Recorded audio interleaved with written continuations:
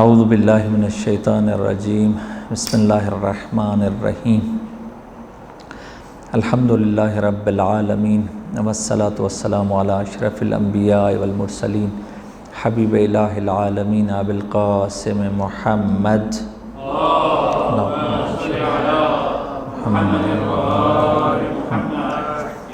وآلہ الاطیبین الاطہرین سیما بقیۃ اللہ فی الارضین روحی وارواحنا العالمین لتراب مقدمہ الفدا اما بعد فقد قال اللہ تبارک و تعالی فی کلامہ المجید بسم اللہ الرحمن الرحیم وما هذه الحیاة الدنیا الا لہو ولعب وان الدار الآخرۃ لہی الحیوان لو کانوا یعلمون۔ درود بھیجے محمد و آل محمد کی ذات اقدسہ پر۔ اللہم صلی علی محمد و آل محمد وعجل فرجہم۔ جو آج ٹاپک ڈسکس کرنا ہے وہ ہے حضرت عزرائیل علیہ السلام کا انٹرویو، اور آج ان سے ہم سوال پوچھیں گے اور جواب طلب کریں گے۔ جس طرح قرآن مجید فرقان حمید کی روش اور اسلوب ہے کہ قرآن مختلف طریقوں سے اپنی بات سمجھاتا ہے، لوگوں کو سٹوری کے ذریعے سے بھی سمجھاتا ہے اور سوال و جواب کے ذریعے سے بھی سمجھاتا ہے، تمثیل اور مثال کو بھی بیان کر کے ہدایت دیتا ہے، یعنی مختلف طریقے ہیں۔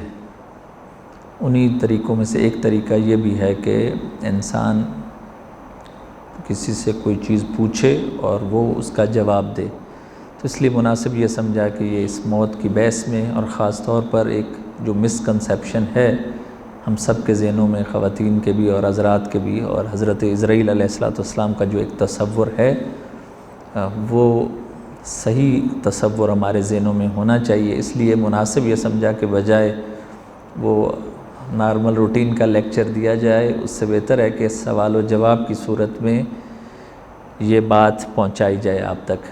اگرچہ اس جگہ پر سوال کرنے والا بھی میں ہوں گا اور میں ہی حضرت عزرائیل بنوں گا اور جواب بھی ان کی طرف سے دوں گا، وہ چیزیں جو آیات اور روایات میں آئی ہیں، تو یہ بھی ایک روش ہے بات کو سمجھانے کی۔ آپ لوگ ایک دفعہ درود پڑھیں، میں ان کا انٹرویو شروع کرتا ہوں۔ اللہم صلی علی محمد و آل محمد وعجل فرجہم۔ اس میں ٹوٹل 15 سوال ہیں، اور پھر اب میں ایک دو کر کے نہیں گنوں گا، جاری رہوں گا، یعنی کنٹینیو رہے گا یہ چیز۔ السلام علیکم، کیا آپ اپنا تعارف کروائیں گے؟ علیکم السلام، میرا نام عزرائیل ہے اور میں ملک الموت ہوں اور اللہ تعالیٰ کا مقرب فرشتہ ہوں، اور خداوند تبارک و تعالیٰ نے قرآن میں میرے اور مقرب فرشتوں کے بارے میں مختلف آیات بیان فرمائی ہیں، جن میں سے ایک یہ ہے بل عباد مکرمون لا یسبقونہ بالقول وہم بامرہ یعملون۔ ہم انسان جب آپ کا نام لیں تو عزرائیل کہیں یا ادب کے ساتھ حضرت عزرائیل کہیں؟ آپ لوگ جب بھی میرا نام لیں تو حضرت عزرائیل علی نبینا و آلہ و علیہ السلام کہہ کر مخاطب ہوں، یعنی جب بھی مقرب فرشتوں کا نام آئے تو سب سے پہلے اپنے نبی پر، اس کے بعد ان کی آل پر، اور اس کے بعد میرے پر درود بھیجیں۔ آپ کے نام سے ڈر لگتا ہے، ڈرنے کی کوئی بات نہیں۔ آپ کہتے ہیں ڈرنے کی کوئی بات نہیں، جبکہ آپ کے مختلف چہرے ہیں، اور خاص طور پر احادیث میں کچھ واقعات ایسے بیان ہوئے ہیں کہ جس کی وجہ سے نہ فقط ہم گناہگار انسان بلکہ خداوند تبارک و تعالیٰ کے انبیاء بھی آپ سے ڈر گئے ہیں۔ آیا وہ واقعہ درست نہیں ہے کہ جب حضرت ابراہیم علیہ السلام نے آپ سے تقاضا کیا کہ آپ جب فاسقوں اور فاجروں کی روح کو قبض کرتے ہیں تو اس شکل میں مجھے دکھائی دیں۔ تو حضرت ابراہیم علیہ السلام کو آپ نے جواب دیا تھا کہ اے ابراہیم آپ تحمل نہیں کر سکو گے، لیکن پھر بھی حضرت ابراہیم علیہ السلام نے اصرار کیا۔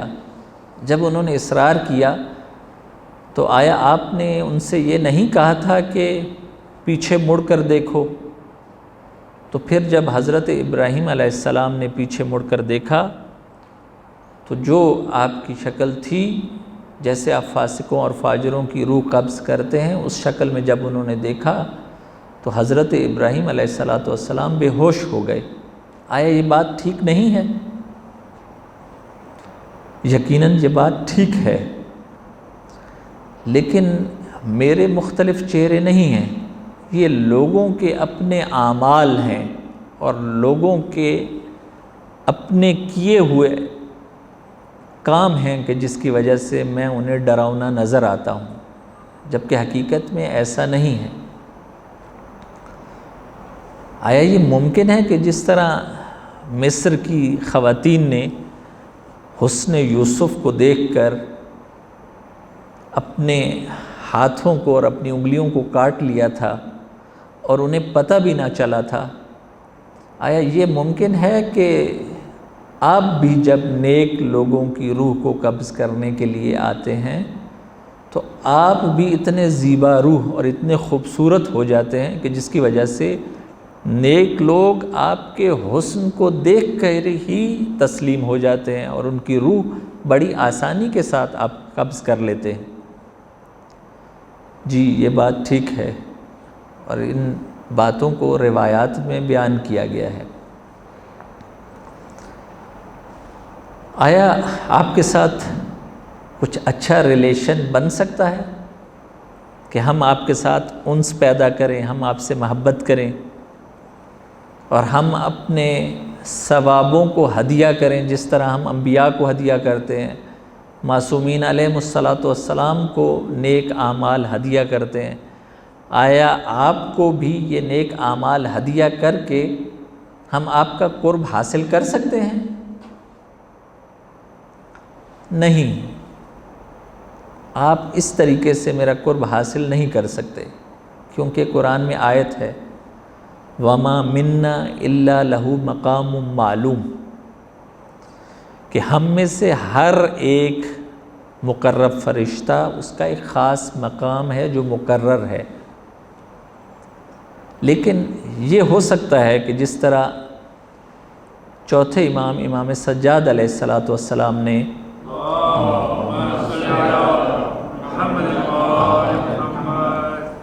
صحیفہ سجادیہ میں 3 نمبر دعا تعلیم فرمائی ہے اور ہم پر درود و سلام بھیجا ہے، تو یہ چیز ہو سکتی ہے۔ اور درود و سلام جو مختلف روایات میں آیا ہے وہ بھی ہم پر پڑھا کریں، جیسے کہ اللہم صلی علی محمد وآل محمد وصلی علی ملک الموت وآوانہ،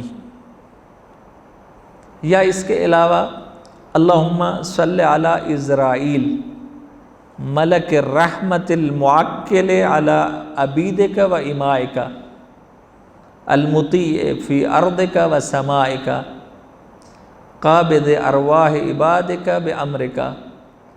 تو اس طرح کے درود و سلام پڑھنے سے ہمارے ساتھ آپ کا رابطہ اور ہماری معرفت آپ حاصل کر سکتے ہیں، لیکن ہم تک ثواب نہیں پہنچا سکتے۔ اب یہ بتائیے کہ آیا اللہ روح کو قبض کرتا ہے یا آپ روح کو قبض کرتے ہیں یا دوسرے ملائکہ روح کو قبض کرتے ہیں؟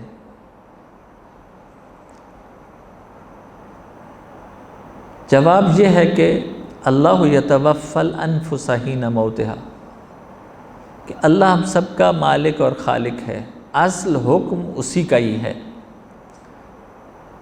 لیکن میری ڈیوٹی خداوند تبارک و تعالیٰ نے لگائی ہوئی ہے کہ میں ملک الموت ہوں، اور میری ایک پوری ٹیم ہے کہ جیسے قرآن نے کہا توفت ہو رسولنا، کہ ہماری پوری ٹیم ہے جو اس کام کو اور اس ڈیوٹی کو انجام دیتی ہے، بس اصل حکم خداوند تبارک و تعالیٰ کا ہے، اور میں ان ملائکہ کا کہ جو روح کو قبض کرتے ان کا رئیس اور سردار میں ہوں، اور میرے حکم سے دوسرے ملائکہ بھی ارواح کو قبض کرتے ہیں۔ اچھا یہ بتائیے کہ موت کے بارے میں آپ کا کیا خیال ہے؟ موت ایک بہت بڑی خداوند تبارک و تعالیٰ کی نعمت ہے جو تمام انسانوں کے لیے ہے۔ آپ کہہ رہے ہیں کہ یہ نعمت ہے جو تمام انسانوں کے لیے ہے؟ جی یہ ایک بہت بڑی نعمت ہے۔ آیا آپ لوگوں نے وہ واقعہ نہیں سنا کہ جب ایک قوم نے اپنے نبی سے یہ تقاضا کیا کہ اے نبی خدا، خداوند تبارک و تعالیٰ کے حضور میں آپ یہ دعا مانگیے کہ آج کے بعد ہم میں سے کوئی نہ مرے، ہم میں سے کسی کو موت نہ آئے، اور خداوند تبارک و تعالیٰ نے اس نبی کی دعا کو قبول کیا، اور اس کے بعد کتنے سال تک اس قوم میں سے کسی کو موت نہیں آئی۔ لیکن جب ایک مدت گزر گئی تو لوگوں نے یہ محسوس کرنا شروع کیا کہ ایک گھر میں بچے بھی ہیں، نوجوان بھی ہیں، جوان بھی ہیں، ادھیڑ عمر بھی ہیں، بزرگ بھی ہیں، ان کے دادا بھی ہیں، ان کے اجداد بھی ہیں، تو ان کے لیے یہ زندگی بہت سخت ہو گئی کہ ان سب کو کس طرح مینیج کر پائیں گے۔ تو اس لیے اس قوم نے پھر اپنے نبی سے یہ تقاضا کیا کہ اے نبی خدا، آپ خداوند تبارک و تعالیٰ کے حضور دوبارہ یہ درخواست رکھیے کہ جیسے پہلے تھا ویسے ہی رکھیے۔ اس لیے موت ایک بہت بڑی نعمت ہے اللہ کی طرف سے۔ اچھا یہ بتائیے کہ آپ کس طرح شرق و غرب میں اتنی سپیڈ کے ساتھ ہزاروں لوگوں کی جانوں کو قبض کر لیتے ہیں؟ ایک ہی لمحے میں شرق میں بھی اتنے لوگ گزر جاتے ہیں اور غرب میں بھی، شمال و جنوب میں بھی۔ اس کا جواب یہ ہے کہ میں کوئی موجود مادی نہیں ہوں، میٹیریل نہیں ہوں آپ انسانوں کی طرح کہ جس کا جسم ہو۔ میں ایک مجرد اور روحانی ہستی ہوں کہ جس کا احاطہ ہے شرق و غرب پر، اور میں ایسے ہی ہوں کہ جس طرح آپ کے سامنے آپ کے ہاتھ کی ہتھیلی، میرے لیے شرق و غرب بھی ایسا ہی ہے، اور میں ایک ہی لمحے میں سب جگہ پر ارواح کو قبض کر سکتا ہوں۔ اچھا یہ بتائیے کہ آپ حضرت آدم سے لے کر آج تک کروڑوں اور اربوں انسانوں کی ارواح کو قبض کر چکے ہیں، کبھی ایسا ہوا کہ آپ نے ہر روح کو قبض کیا ہو اور آپ کو بھی رحم آیا ہو؟ جی 2 مرتبہ ایسا ہوا۔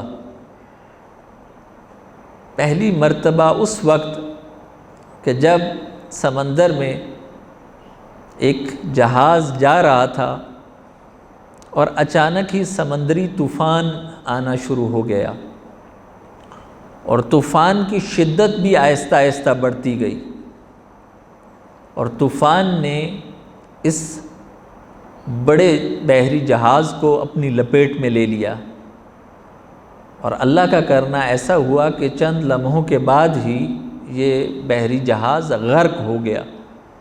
جو بھی اس میں افراد موجود تھے سب ڈوب گئے، فقط ایک خاتون زندہ بچ گئی، اور وہ خاتون حاملہ تھی۔ اس نے بھی کسی طریقے سے کسی لکڑی کو پکڑ لیا، اور کچھ دیر کے بعد ایک جزیرے کے ساحل پر خداوند تبارک و تعالیٰ نے اسے وہاں قرار دیا، اور وہ زندہ بچ گئی، کیونکہ وہ حاملہ تھی اور اس کے حمل کا وقت بھی قریب تھا، اور وہ اس جزیرے میں تک و تنہا تھی، کوئی اس کے پاس نہ تھا۔ اور تھوڑی دیر کے بعد اس نے ایک بیٹے کو جنم دیا، اور جیسے ہی اس نے ایک بیٹے کو جنم دیا، مجھے خداوند تبارک و تعالیٰ نے یہ حکم دیا کہ اس خاتون کی روح کو قبض کر لو۔ جب میں نے اس خاتون کی روح کو قبض کیا تو اس وقت اس جزیرے میں وہ ایک پیدا ہوا بچہ تھا۔ اس وقت مجھے رحم آیا، اور دوسری مرتبہ مجھے اس وقت رحم آیا کہ جب شداد ابن عاد،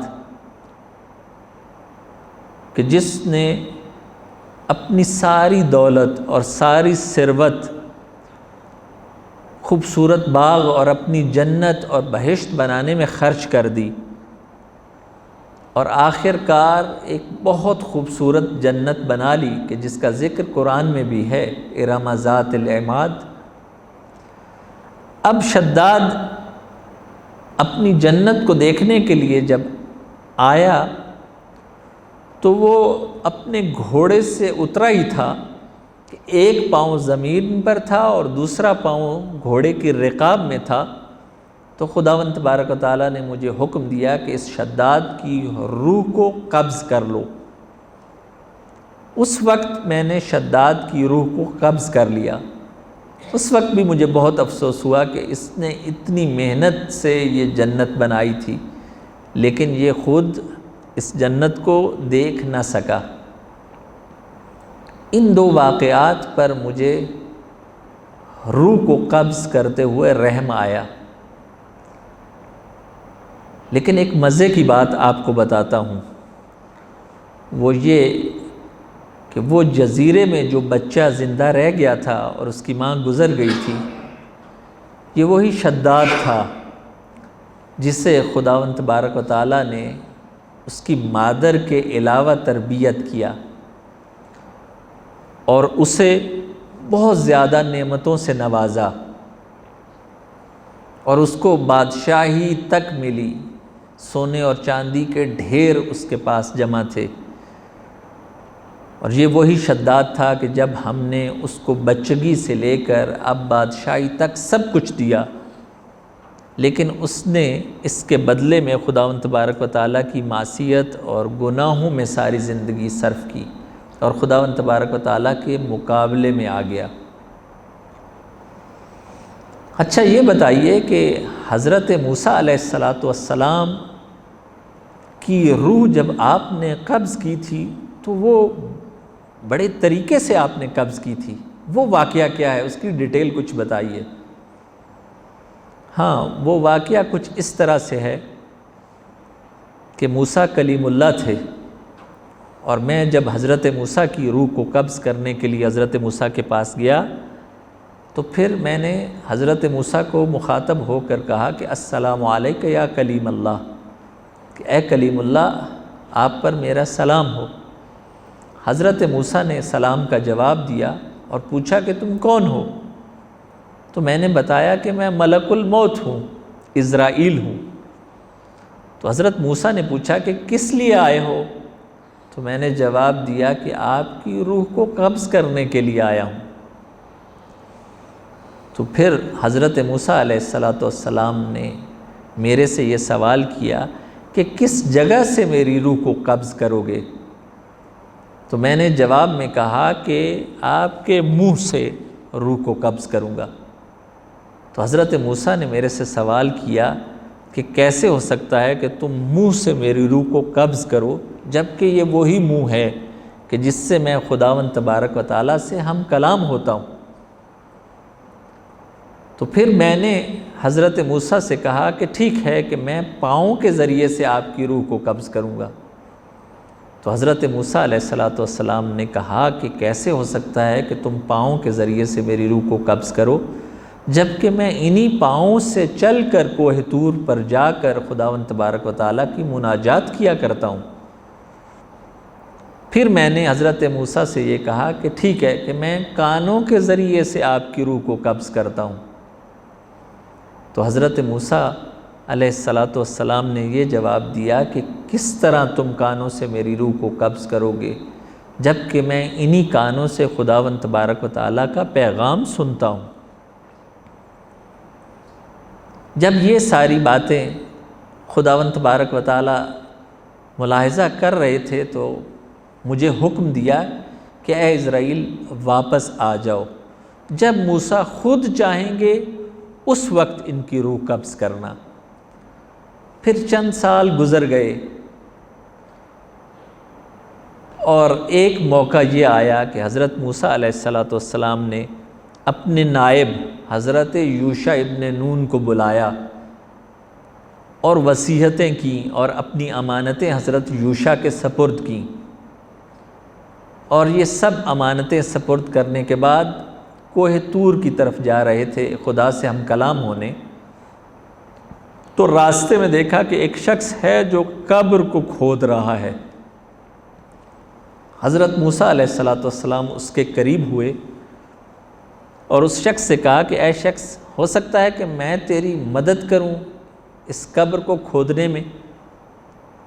تو اس شخص نے کہا کہ جی آئیے آپ۔ پھر حضرت موسیٰ علیہ السلام نے وہ قبر کھودی۔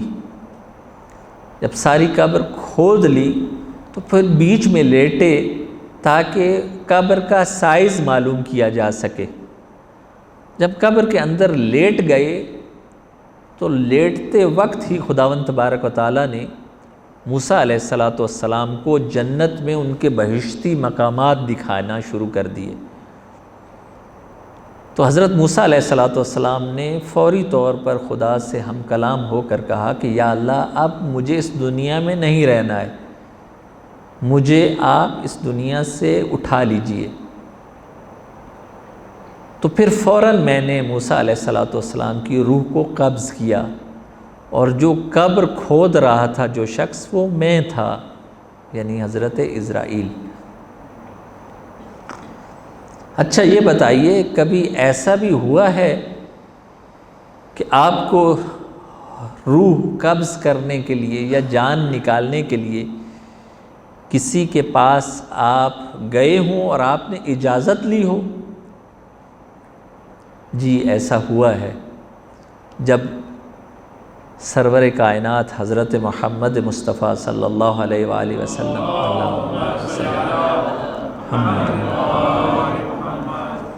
ان کی روح کو قبض کرنے کے لیے گیا تو پھر اجازت لی، اور واقعہ کچھ اس طرح سے ہے کہ میں نے ان کے دروازے پر نوک کی، کھٹکھٹایا، اور رسول اللہ بستر بیماری پر تھے،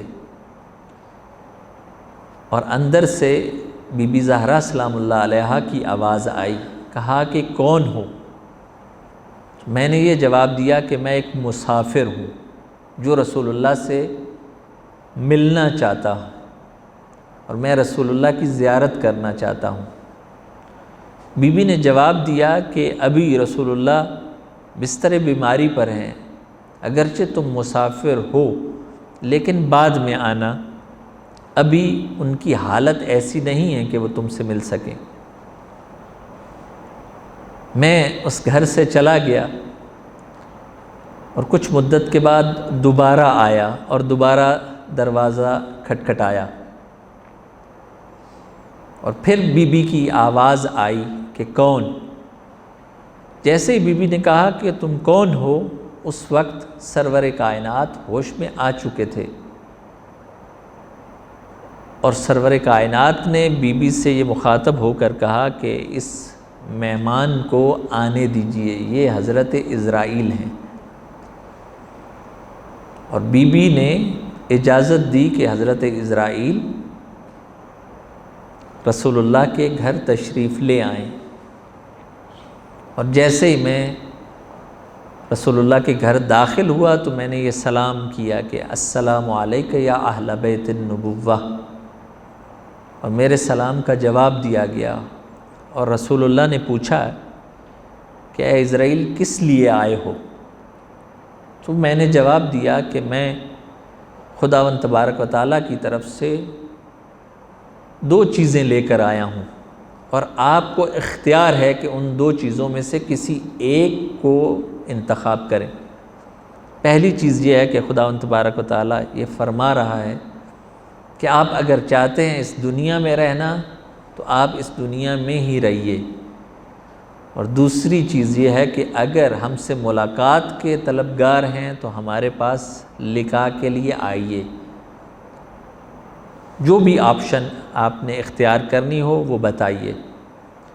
تو رسول اللہ نے مجھے یہ کہہ کر جواب دیا کہ بل رفیق الاعلیٰ، کہ ہم اپنے رب سے ملاقات کے لیے بےتاب ہیں، جانے کے لیے تیار ہیں۔